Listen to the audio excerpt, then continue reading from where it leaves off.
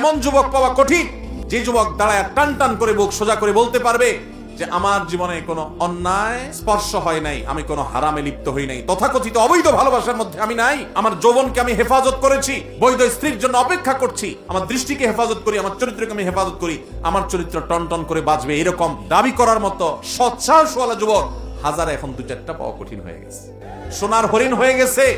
যুবক ভাইরা আমার, এই চরিত্র নষ্টের জন্য আল্লাহর কাছে হিসাব দিতে হবে।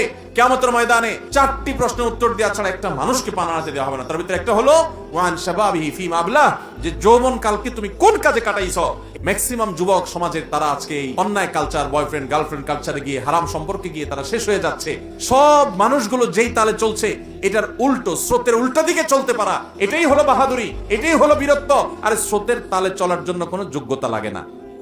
স্রোতের তালে আসার জন্য শুধু গা ছেড়ে দিলেই হয়। স্রোতের উল্টা দিকে আসার জন্য নিজের ভেতরে সুপ্ত ইমানি শক্তি লাগে, চেতনা শক্তি লাগে, যথেষ্ট সাহস লাগে। ম্যাক্সিমাম যুবক যুবতীরা হারাম কাজে লিপ্ত, অবৈধ সম্পর্কে লিপ্ত। তুমি স্রোতের উল্টা দিকে চলা শিখো, প্রতিজ্ঞা করো যে না, আমি হারাম কাজে লিপ্ত হব না, আমি বেঁচে থাকবো, সবাই অন্যায় লিপ্ত, আমি ভিন্নতর হব, আমি নিজেকে নিয়ন্ত্রণ করব। বেশিরভাগ যুবকরা এখন অন্যায়ের সাথে গা ভাসায়, তাই না? অন্যায়ের সাথে গা ভাসায়।